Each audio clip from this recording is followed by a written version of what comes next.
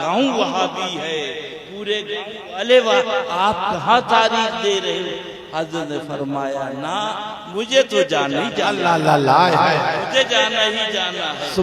وہ کہتے تھے نبی کے نام پر مرمر کے جی لیں گے۔ ان سلے کلی مولویوں کو اللہ باقی توفیق دے جنہوں نے ڈھونڈوا کے سنیت کو کھا گئے۔ ایک شیر ضرور تھا جس کا نام مظہر حاجی مظہر صاحب تھا، اللہ ان کی قبر پر رحمت و نور کی بارش فرمائے۔ ہزاروں مولویوں پہ وہ تنہا بھاری تھا، ہزاروں مولویوں پہ وہ تنہا بھاری تھا۔ وہ ذات تھی جو گرسائے گن میں اللہ اللہ رہنے والا، اللہ اللہ حق گو، حق پسند، حق بیان کرنے والا، اللہ اللہ۔ وہ بھی دین ہے شیخ سنت کی، سبحان۔ اور ان کی جو اہلیہ وہ حضرت شیخ سنت سے بیعت ہے، پتہ نہیں معلوم نہیں، ملاقات نہیں ہوئی بہت دنوں سے، اللہ اللہ۔ تو لوگوں نے کہا حضرت کوئی ہوا؟ فرمایا فقیر کو جانا ہے، اللہ اللہ۔ نمبردار وغیرہ اور لوگ تھے، حسین احمد اجودیہ، انہوں نے کہا اس مولوی کو مت بلانا ورنہ عورتوں کو طلاق دلوا دے گا، گھر گھر میں جھگڑا کروا دے گا۔ پھر گئے بابو جمال اور کہنا چاہیے صابر بھائی، اللہ ان کی قبر پر رحمت کہ حضرت ایسا ایسا خط آیا ہے، فرمایا لکھ دو، ہم نے تاریخ لے لی ہے، ہمارے یہاں وہ آ رہا ہے، اب تم بھی آ جاؤ، دونوں بیٹھ کے وہی بات ہو جائے۔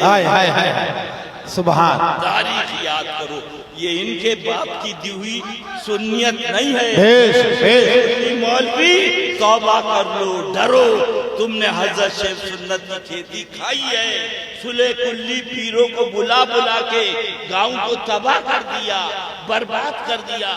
میرا دل نہیں ہوتا تھا مگر یہ میرے پیر بھائی راشد بھائی اور معصوم، ایک زمانہ ہو گیا بیچارے آتے جاتے رہے، اور یہ تو کہنا چاہیے چھکا ہے، اللہ فضل فرمائے، ہدایت دے اسے بھی شاہد کو۔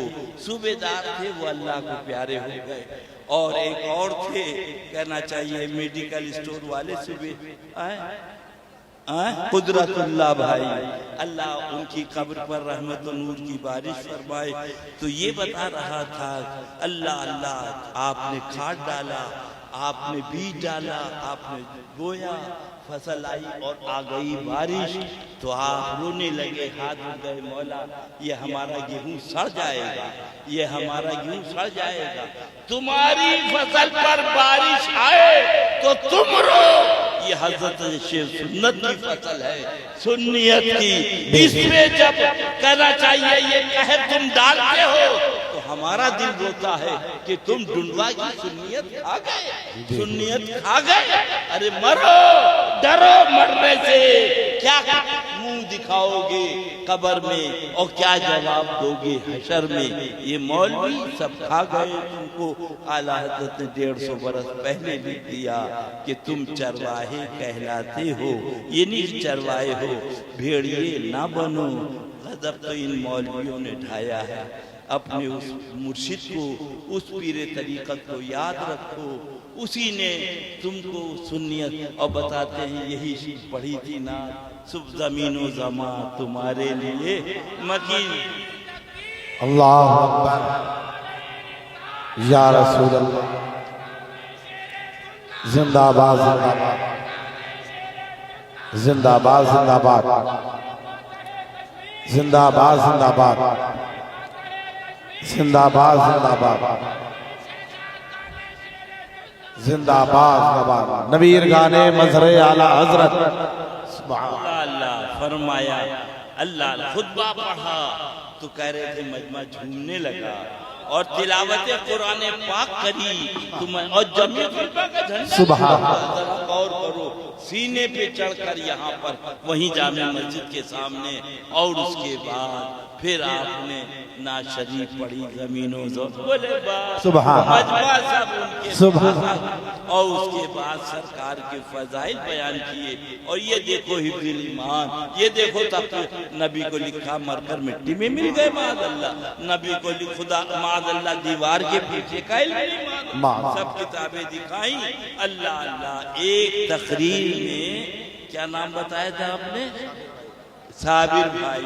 اللہ اللہ رو رو کے بیان کرتے تھے کہ میں نے بہت دیکھا اپنا پیر جیسا. ہائے ہائے ہائے ہائے ہائے ہائے سبحان اللہ. فیضان اعلی حضرت، فیضان اعلی حضرت، پیغام اعلی حضرت، غلامان اعلی حضرت، حضور مظہر اعلی حضرت.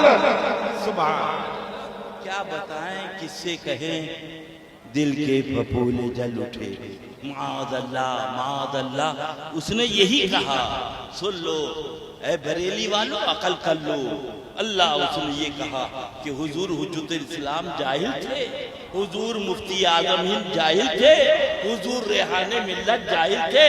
انہیں یہ چادر کا مسئلہ نہیں معلوم تھا. چادر کس لیے چڑھائی جاتی ہے؟ اللہ والے چادر پھولوں کے زندگی بھر ہم غریبوں کو پالتے رہے، اور اس کے بعد غریبوں کی دکانیں لگا دی. تو کوئی پھول بیچے گا اس کے بچے پلیں گے، کوئی چادر بیچے گا اس کے بچے پلیں گے. آج یہ نیا مسئلہ گاڑا. دل کے پھپھولے جل اٹھے. میرا دین وہ ہے جو میری کتابوں سے ظاہر ہے. یہی اللہ تعالیٰ اس جشن مبارک کو قبول فرمائے اور تمام حاضرین حاضرات کو مولا بخش دے.